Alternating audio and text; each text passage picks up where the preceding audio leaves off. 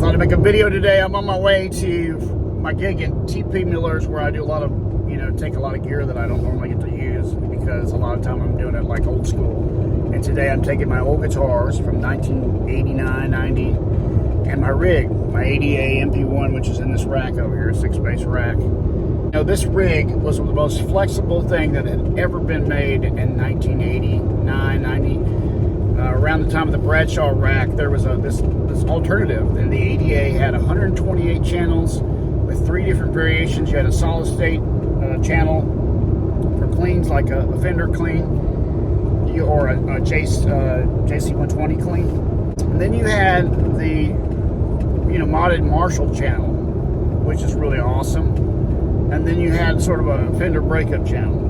And even today with the Fractal, that's basically what people are looking for, those 3 variations. Sometimes people want something different, but for us, that was it. In the 80s, you wanted to have that JC120 clean with the a Marshall or Fender clean. And this thing kills that. And it's so easy to program, like just simple programming, simple pedal. The pedal's got power running to it. You don't have any power in front of you or any kind of mess. Everything's back behind you. And then the only downside is that the effects were in a separate unit, right? Then you had to MIDI change that unit from the ADA. You had to send out program changes to make it do the effects you wanted. But once you had it set up, it's one button push and everything happens, behind you. So I'm going to show you this rig and show you how much easier it is to use than something like the Fractal stuff. Really, other than pitch, pitch was one of the things I was messing with back then. Other than pitch, it's better because it's just so much easier to use.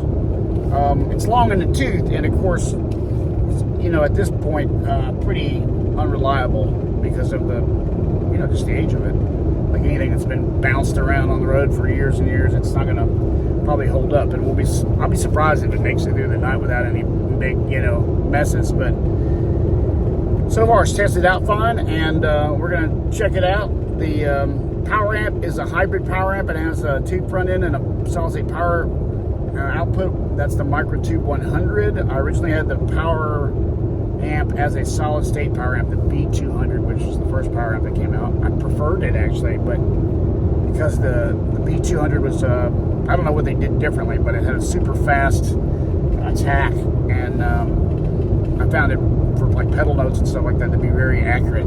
So I love that amp, but then I blew that up trying to get more volume, of course, and more cabinets. Now I just need one cabinet. It's way too damn loud. Back then I would use 4 cranked. It's insane. But anyway, let's check this out, see what you think. I'll show you why I think it's just as good as anything that's out there. Oh, and one more thing. Let's talk about the ADA and the endorsers it had at the time.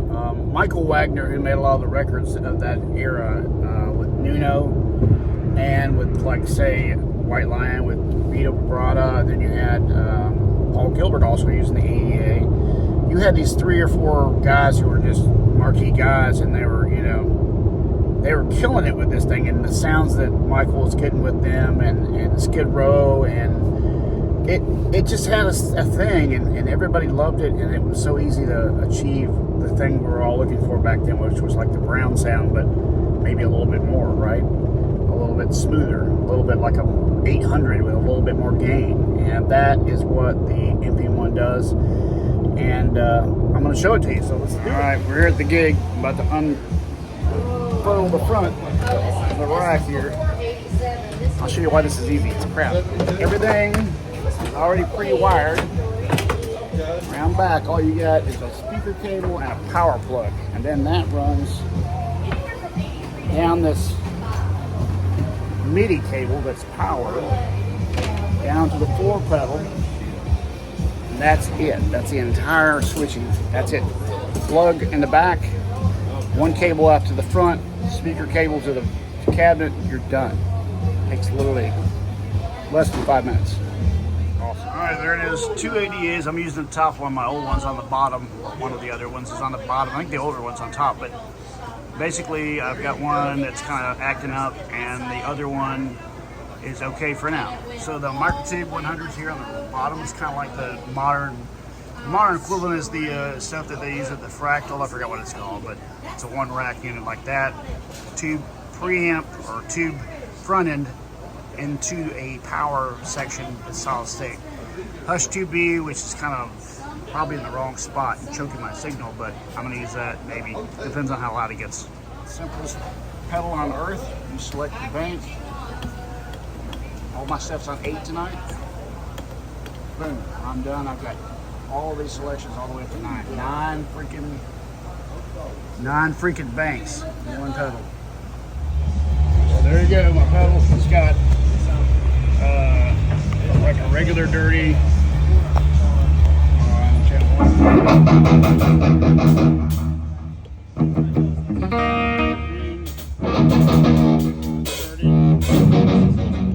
Lead channel.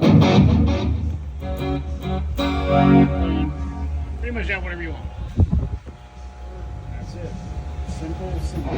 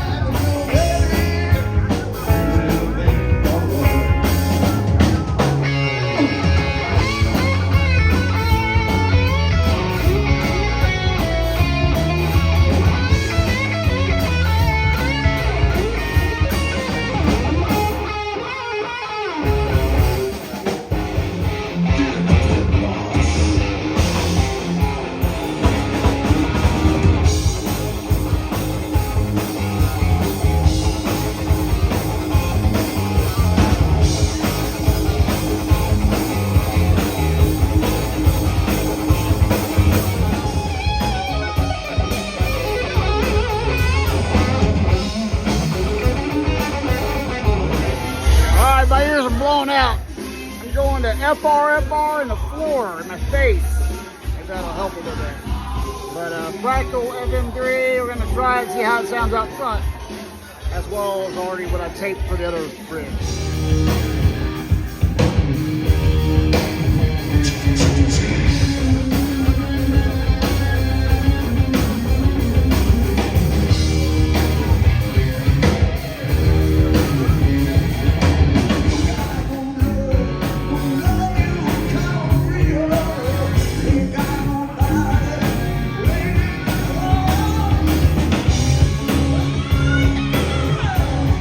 I do a wrap up on this video. Man, the stuff I see in bars, man, it's insane. That's just average every day, all the time, every weekend, and you know, it gets even crazier.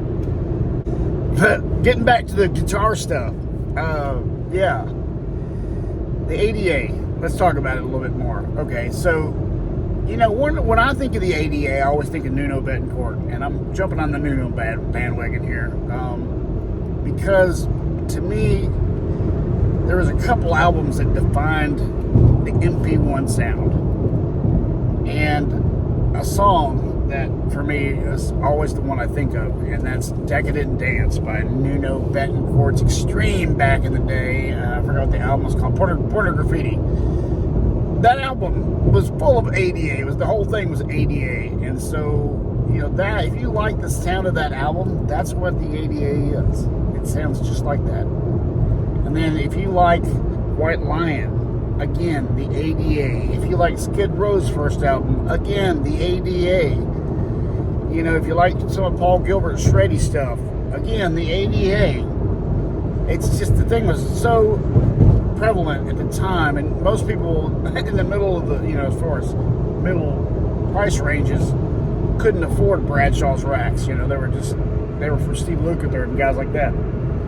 So everybody else was using this thing, and this thing was just as powerful, really, except you didn't use pedals, you used a rack processor, And that's when we all switched from pedals to rack processors, because it just put it all behind you and you had the one switch and that was it. It made, you know, it less finicky, and you had as much gain as you wanted, as clean as you wanted, all the effects you wanted, that switching to go with it. It was everything, man. And it still is, in a way. You know, I think the benefit of the Fractal is that, you know, you get pitch, you get some whammy effects, you get some of that stuff, and then you get, you know, a modern interface and all that, and a lot of flexibility, and of course a zillion amp models. But how many of those are you really going to use? I mean, I'm going to use 3 or 4 maybe. You know, maybe here and there in a cover band like I do. You might use, you know, something specific for a specific song that fits it. You know, like Footloose, I'm using like some sort of, I think it's a Fender Twin or something for that.